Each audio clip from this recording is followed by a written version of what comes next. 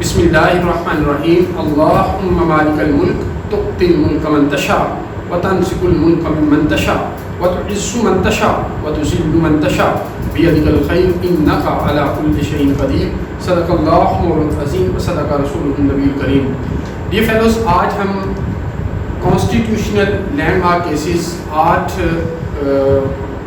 کو اٹیمپٹ کرنے جا رہے ہیں جو کہ لا گیٹ کے ایگزام میں HEC کی طرف سے دیے گئے ہیں. پہلے میں آپ کے سامنے وہ 8 کیسز رکھتا ہوں اور پھر 1 بائی 1 ہم اس کا خلاصہ بیان کریں گے تاکہ اسٹوڈنٹ جو ہیں وہ ایزیلی اس کے حوالے سے اگر کوئی کوشچن آئے تو اس کو اٹیمپٹ کر سکیں.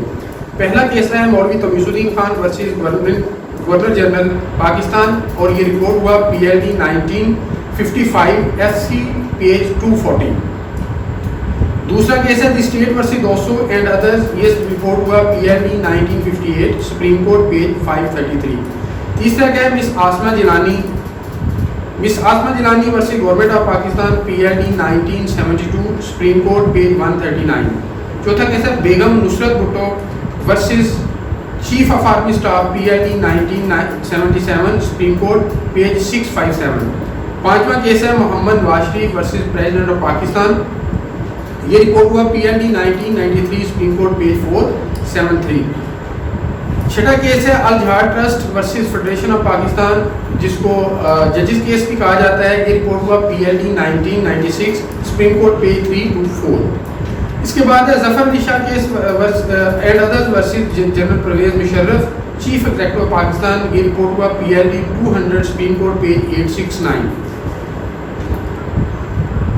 اس کے بعد ہے case Zafar Ali Shah and others versus general Pervez Musharraf chief executive of Pakistan PLD 2000 supreme court page 869. اور 8واں کیس ہے Khan Asfandyar Wali and other versus federation of Pakistan PLD 2001 supreme court page 607. سب سے پہلے ہم جو کیس ٹیک اپ کریں گے وہ ہے مولوی تمیز الدین خان کیس. یہ فیلوز مولوی تمیز الدین خان کیس کو سمجھنے کے لیے، بلکہ یہ کیسز موسٹلی آپس میں انٹر کنیکٹڈ ہیں، تو تھوڑا سا اس کیس کا جو بیک ڈراپ ہے یا بیک گراؤنڈ ہے اس کو سمجھنا ضروری ہے. جب 14 اگست 1947 کے اندر پاکستان مارز وجود میں آیا تو پاکستان کی ایک کانسٹیٹیوئنٹ اسمبلی بنی جو انڈین انڈیپینڈنس ایکٹ 1947.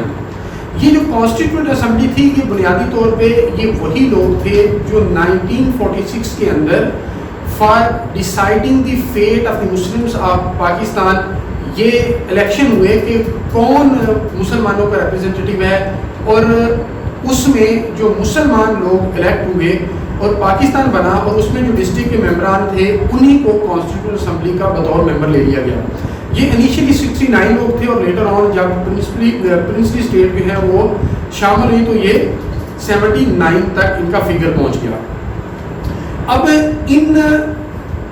یہ جو کانسٹیٹیوشنل اسمبلی تھی ان کو 2 رول اسائن کیے گئے، ایک انہوں نے کانسٹیٹیوشن آف پاکستان بنانا تھا اور دوسرا انہوں نے لا کو لیجسلیٹ کرنا تھا. اب آپ کو معلوم ہے کہ پاکستان کا پہلا کانسٹیٹیوشن جو ہے وہ 1956 کے اندر بنا. اس سے پہلے ہم نے جو گورنمنٹ آف انڈیا ایکٹ تھا 1935 اس کو اڈاپٹ کیا اور اڈیپٹ کر کے، یعنی سرٹن امینڈمنٹس کے ساتھ ہم نے اسے اڈاپٹ کر لیا. اب جب ہم نے اس جو گورنمنٹ آف انڈیا ایکٹ تھا 1935 اس کو اڈاپٹ کر لیا، پاکستان کا نظام مملکت جو ہے وہ چلنا شروع ہو گیا، تو پاکستان کے جو گورنر جنرل تھے غلام محمد تھا، گورنر جنرل غلام محمد، اور اس وقت کے جو وزیر اعظم تھے وہ تھے خواجہ ناظم الدین. اب گورنر جنرل غلام محمد نے خواجہ ناظم الدین کو ڈسمس کیا، فارغ کیا، اور محمد علی بوگرا جو ایمبیسڈر تھے امریکہ کے اندر ان کو بطور وزیر اعظم بنا دیا. اب جب محمد علی بوگرا آئے تو محمد علی بوگرا کو بھی اپریہنشن تھی کہ خواجہ جو گورنر جنرل غلام محمد ہے یہ مجھے بھی خواجہ ناظم الدین کی طرح فارغ نہ کر دیں. تو انہوں نے وہ جو انٹرم کانسٹیٹیوشن ہم نے لیا تھا 1935 کا جو گورنمنٹ آف انڈیا ایکٹ تھا اس کے اندر 2 امینڈمنٹس کانسٹیٹیوشنل اسمبلی کے ساتھ مل کر کی.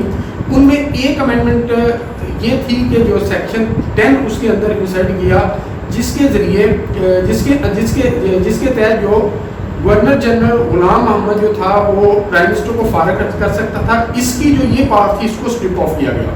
اور دوسرا جو اس کے اندر سیکشن انسرٹ کیا گیا وہ 223A تھا، جس کے ذریعے ہائی کورٹس کو ریٹس جو جوریسڈکشن آف ریٹس ہے وہ کنفر کی گئی. اب جب یہ والی سچویشن ہوئی تو گورنر جنرل غلام محمد کو یہ اپریہنشن لاحق ہوگی کہ اب پرائم منسٹر اور یہ جو ممبرز آف کانسٹیٹیوشن اسمبلی ہیں یہ مل کر اس کو ویکن کر رہے ہیں، تو کل کو اسے یہ ووٹ آف نو کانفیڈنس یا اس کی امپیچمنٹ نہ لیں.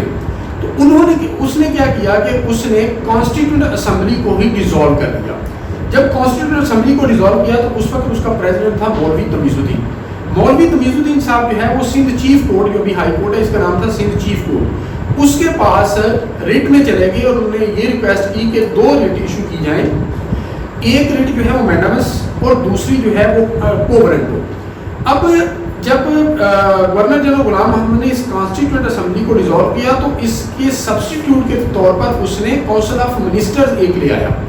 اب یہ جو اس کی استدعا تھی مولوی تمیز الدین کی یہ 2 تھی کہ ایک یہ تھی کہ یہ جو کانسٹیٹیوٹ اسمبلی ہے اس کو انلیگل ڈیزالو کیا گیا ہے، گورنر جنرل کو یہ کہا جائے کہ اسے ریسٹور کرے، اور دوسرا کوورنٹ کو یہ پوچھا جائے اس کونسل آف منسٹرز کو کہ under what authority they are holding their offices. Sindh chief court نے یہ دونوں ریٹس ایشو کی اور یہ جو استدعا تھی مولوی تمیز الدین کی اس کو ایکسیپٹ کیا اور یہ اسمبلی کانسٹیٹیوشن اسمبلی کو ریسٹور کرنے کا حکم دے دیا گیا اور ریٹ آف کوورنٹو بھی ایشو کر دی گئی. اب جب یہ صورتحال ہوئی تو گورنر جنرل غلام محمد نے یہ جو آرڈر تھا، ججمنٹ تھی سندھ چیف ہائی کورٹ کی، اس کو چیلنج کر دیا فیڈرل کورٹ کے سامنے. اس وقت سپریم کورٹ کا نام تھا فیڈرل کورٹ. جب فیڈرل کورٹ کے سامنے اسے چیلنج کیا گیا تو اب یہ جو 2 امینڈمنٹس کی گئی تھی، ایک سیکشن 10 اور ایک 223A، اب کانسٹیٹیوشن اسمبلی اور پرائم منسٹر نے تو یہ امینڈمنٹ کر دی، لیکن اس کی فائنل اسینٹ آنی تھی گورنر جنرل سے، جو کہ ابھی جس طرح ہمارے پریزیڈنٹ کی اسینٹ آتی ہے اسی طرح اس وقت کی گورنر جنرل کی اسینٹ آنی تھی. جب اس کی ابھی اسینٹ آنی تھی تو اس نے فیڈرل کورٹ کے اندر جو آرگومنٹ کیا وہ یہی کیا کہ جس سیکشن کے تحت اس سندھ چیف ہائی کورٹ کو یہ ریٹ کی جورسڈکشن دی گئی ہے وہ ابھی گورنر جنرل نے اس کو اسینٹ نہیں دی، وہ لا نہیں بتا، اس لیے یہ جو اس نے جورسڈکشن اسیوم کی ہے یہ انلیگل ہے، ان لافل ہے، انکانسٹیٹیوشنل ہے. اب فیڈرل کورٹ نے without delving into the merits of the case as to whether this assembly was dissolved legally or illegally and the council of ministers was constituted legally or illegally، انہوں نے اس بنیاد پر Sindh chief court کے جو فیصلہ تھا اس کو set aside کر دیا کہ جس سیکشن کے تحت ان کو یہ پار دی گئی ہے وہ پار ابھی قانون ہی نہیں بنا، تو انہوں نے اس جورسڈکشن کو جو اسیوم کیا ہے یہ انلیگل ہے اور ان لافل ہے. اور اس طرح وہ جو اسمبلی کانسٹیٹیوشن اسمبلی جو گورنر جنرل غلام محمد نے ڈیزالو کی تھی وہ دوبارہ سے ڈیزالو ہو گئی. یہ فیکٹس تھے اس کیس کے. نیکسٹ کیس اس کے ساتھ کنیکٹڈ ہے. دوسرا ہمارے سامنے جو کیس ہے وہ ہے دی اسٹیٹ ورسز دوسو کیس. اب اس کیس کے اندر جو رپورٹ ہوا 1958 PLD پاکستان پیج 533، اس کے اندر جب کانسٹیٹیوشن پاکستان کا 1956 کے اندر بنا اور اس کے تحت اسمبلیز بن گئی، لیکن 7 اکتوبر 1958 کے اندر ایک مڈ نائٹ کو ڈیٹیکٹ ہوا جس میں جو اس وقت کے جنرل ایوب خان تھے انہوں نے دعویٰ بول دیا اور جو پاکستان کا کانسٹیٹیوشن تھا اس کو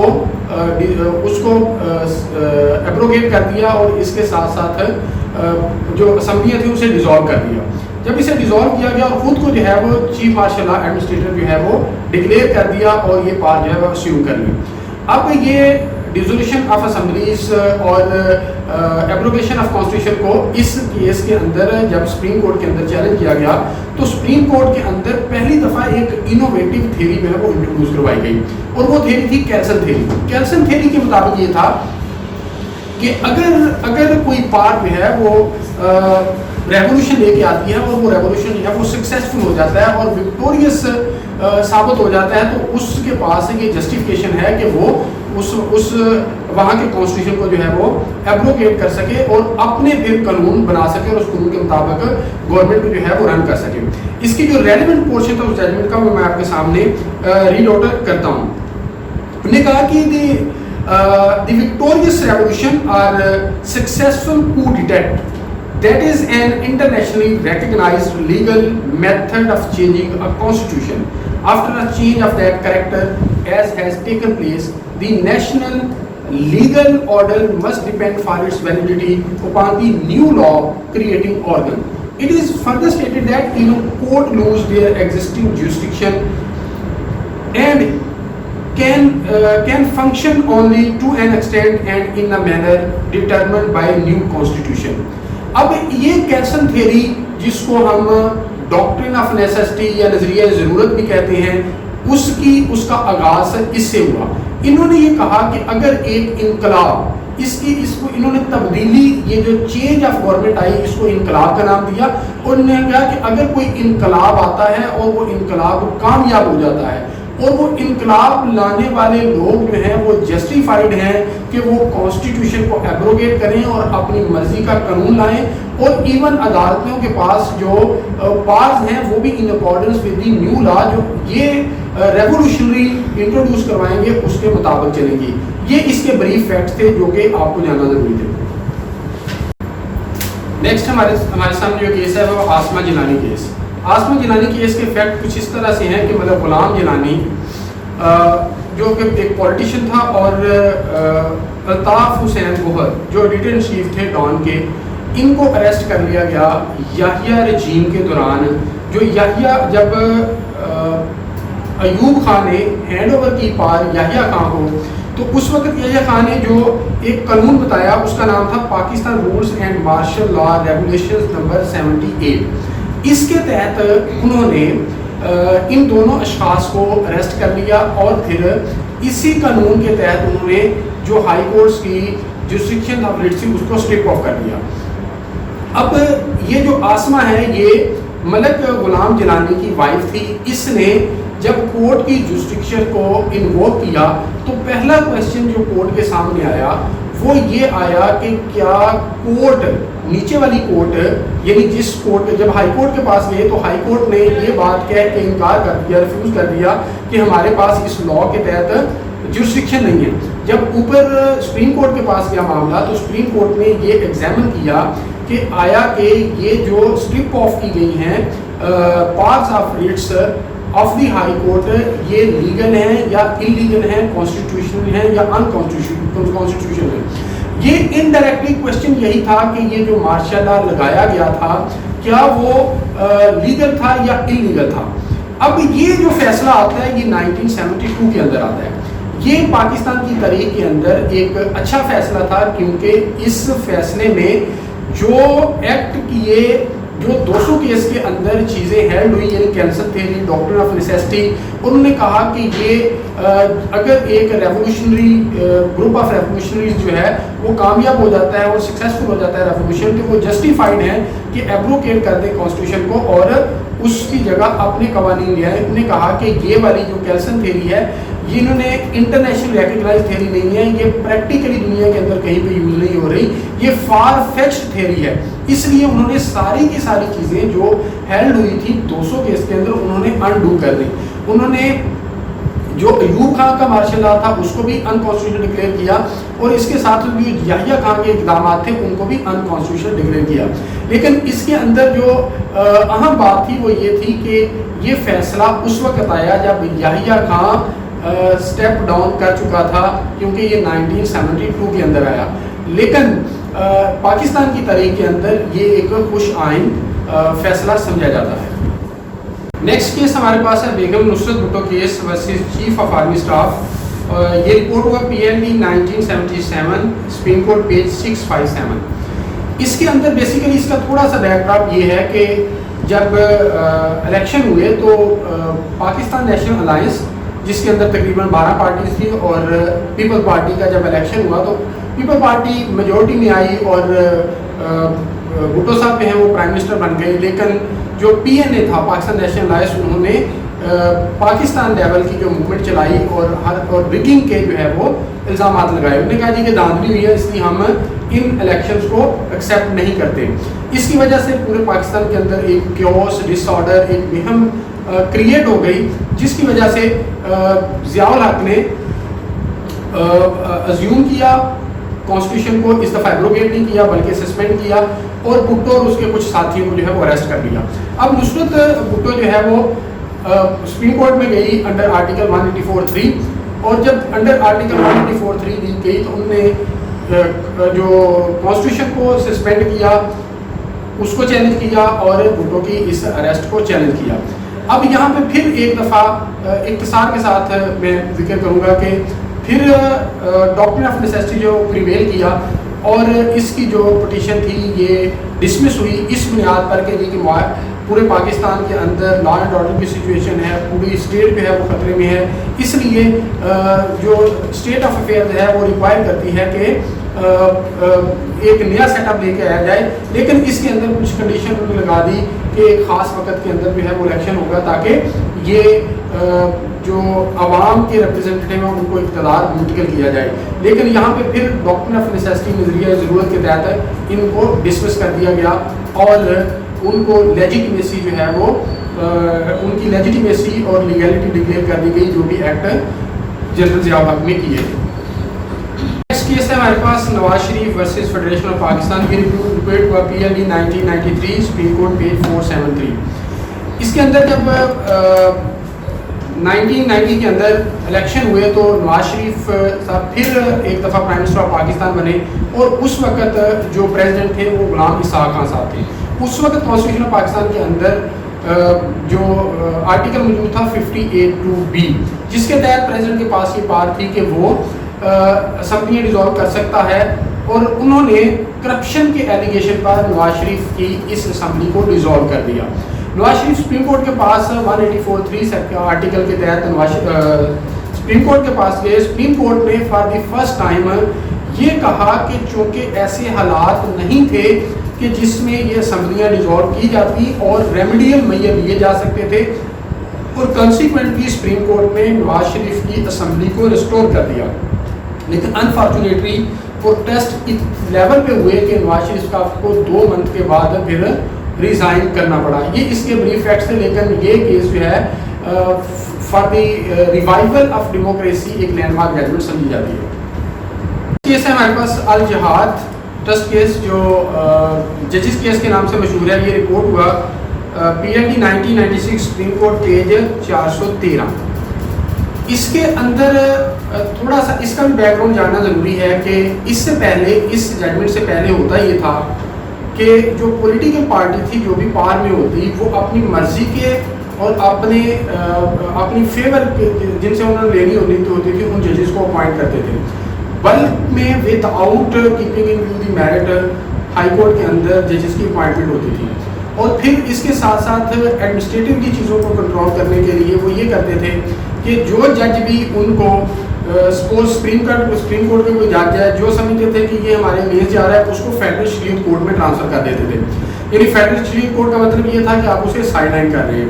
اور اسی طرح جو chief justice of high courts ہوتا تھا اس کو اپنی مرضی سے فیڈرل شریعت کورٹ میں لے جاتے تھے یا اس کو اوپر ایلیویٹ کر لیتے تھے اور سپریم کورٹ کا ایڈ ہاک بیسس پر لا کے ایک جج جو ہے وہ ہائی کورٹ میں لگا دیتے تھے. اسی طرح سینیئرٹی کو کوئی مدنظر رکھا نہیں دیا جاتا تھا, پک اینڈ چوز ہوتا تھا. ان ساری چیزوں کو فار دی فرسٹ ٹائم جب PP کی گورنمنٹ کے اندر انہوں نے 10 ججز اپوائنٹ کر دیے سندھ ہائی کورٹ میں اپنی مرضی کے مطابق with out keeping in the merit اور 20 ججز جو ہیں وہ لاہور ہائی کورٹ میں جو ہے وہ اپوائنٹ کر دیے. اس کے اگینسٹ ڈائریکٹ جو ہے وہ پٹیشن گئی سپریم کورٹ میں انڈر آرٹیکل 184(3) کے تحت. جب یہ پٹیشن گئی تو اس وقت ججز جو اس کو ایویلیویٹ کیا تو انہوں نے فار دی فرسٹ ٹائم ججز کی اپوائنٹمنٹ کے حوالے سے, ججز کی چیف جسٹس کی سینیئرٹی کے حوالے سے اور ہائی کورٹ میں سپریم کورٹ میں ایلیگیشن کے حوالے سے اور فیڈرل شریعت کورٹ میں بیچنے کے حوالے سے گائیڈ لائن تھی. ابھی آپ نے دیکھا کہ یہ ججمنٹ کے بعد ہی ایسا ہوا ہے کہ اب کوئی بھی جو چیف جسٹس بنتا ہے ہائی کورٹ کا وہ سینیئرٹی کے مطابق بنتا ہے، اسی طرح سپریم کورٹ میں جو چیف جسٹس بنتا ہے وہ سینیئرٹی کے مطابق بنتا ہے. تو یہ جب ہم اس کو انڈیپینڈنٹلی اس کیس کو ڈسکس کریں گے، اس کی ایوری نٹی گریٹی کو ڈسکس کریں گے، لیکن اسٹوڈنٹس کے لیے اس حد تک یہ انفارمیشن کافی ہے. بس کیس ہے ظفر علی شاہ ورسز جنرل پرویز مشرف. یہ رپورٹ ہوا PLD 2001 سپریم کورٹ پیج 607. اس کے اندر بھی جب 12 اکتوبر 1999 میں جنرل پرویز مشرف نے مڈ نائٹ کو ڈیٹیکٹ کیا اور جو ڈیموکریٹک گورنمنٹ تھی نواز شریف کی اس کو ڈی تھرون کیا، تو اس ان کانسٹیٹیوشنل اور کانسٹیٹیوشن آف پاکستان کی بہت ساری پروویژنس کو انہوں نے سسپینڈ کر دیا اور اپنا جو ہے وہ قانون جو ہے وہ انٹروڈیوس کروا دیا. تو اس وقت اس کو بھی ظفر علی شاہ نے جب چیلنج کیا سپریم کورٹ کے اندر، تو پھر ڈاکٹرن آف نیسیسٹی کو انووک کیا گیا اور یہ اس چیز کو جسٹیفائی کر دیا کہ حالات اس طرح تھے جس کی وجہ سے یہ سارا اقدام کیا گیا اور اس کو لیگلائز کیا گیا. لیکن ایک ٹائم لائن دے دی گئی کہ ودن 3 منتھ جو ہے ودن 3 ایئر جو ہے وہ الیکشن کروائے جائیں گے اور ڈیموکریٹک ریپرزینٹیو کو یہ اختیار جو ہے وہ واپس بھیجا جائے گا. اور یہ بھی کہا گیا کہ اس کی کانسٹیٹیوشن کی جو بیسک فیچرز ہیں، سیلینٹ فیچرز ہیں، ان کے ساتھ چھیڑ چھاڑ نہیں کی جائے گی اور ان کو چینج نہیں کیا جائے گا. یہ اس کے فیکٹس تھے اس کیس کے. اور ناٹ دی لیسٹ ہمارے پاس کیس ہے اسفند یار خان ولی کیس. یہ رپورٹ ہوا PLD 2001 سپریم کورٹ پیج 607. اس میں بنیادی طور پہ سپریم کورٹ آف پاکستان میں اگین آرٹیکل 184(3) کے تحت jurisdiction of Pakistan supreme court invoke کی گئی اور اس میں جو نیب آرڈیننس تھا 2001 کا اس کو چیلنج کیا گیا کہ اس کی وائری جو ہیں وہ ان کانسٹیٹیوشنل ہیں اور یہ فنڈامنٹل رائٹس کے اگینسٹ ہے اور یہ کانسٹیٹیوشن کی پروویژنز کے ساتھ کنٹراڈکٹ کر رہا ہے. اس کے اندر جو مین چیزیں ایجیٹیٹ کی گئی وہ یہ چیزیں ایجیٹیٹ کی گئی. پہلی یہ ایجیٹیٹ کی گئی کہ یہ ایک پیرالل جوڈیشل سسٹم انٹروڈیوس کر رہا ہے یہ آرڈیننس جو کہ کانسٹیٹیوشن کی اسکیم کے اگینسٹ ہے. دوسرا اس کے اندر انہوں نے یہ کہا گیا کہ چونکہ اس آرڈیننس کے اندر یہ لکھا گیا تھا کہ اس کا ریٹروسپیکٹو افیکٹ ہوگا اور یہ 1985 سے اس کی انفورسمنٹ ہوگی، یعنی وہ لوگ سارے بھی شامل ہوں گے جو 1985 سے 5 تک اس کے اندر آتے ہیں. اب یہ گراؤنڈ یہ دی گئی کہ آرٹیکل 12 آف دی کانسٹیٹیوشن یہ کہتا ہے کہ ریٹروسپیکٹو ایفیکٹ نہیں ہو سکتا، ایسے قانون نہیں بنا جا سکتے کہ جو ریٹروسپیکٹو ایفیکٹ رکھے. پھر اس کے اندر ایک اور چیز جو کی گئی وہ یہ کی گئی کہ برڈن آف پروف شفٹ کر دیا گیا اکیوز پہ کہ اکیوز ثابت یہ کرے گا کہ وہ انوسینٹ. انہوں نے کہا کہ یہ بھی آرٹیکل 4 اور 25 کے اگینسٹ ہے کانسٹیٹیوشن کے. پھر اس کے اندر ایک اور چیز تھی کہ جو عدالتیں تھیں ان کے پاس یہ بات تھی کہ وہ جب چاہیں جس وقت چاہیں CRPC پروویژن کو ڈسپینس ود کر کے اپنی مرضی کا پروسیجر اڈاپٹ کر سکتی ہیں جو وہ بہتر سمجھیں.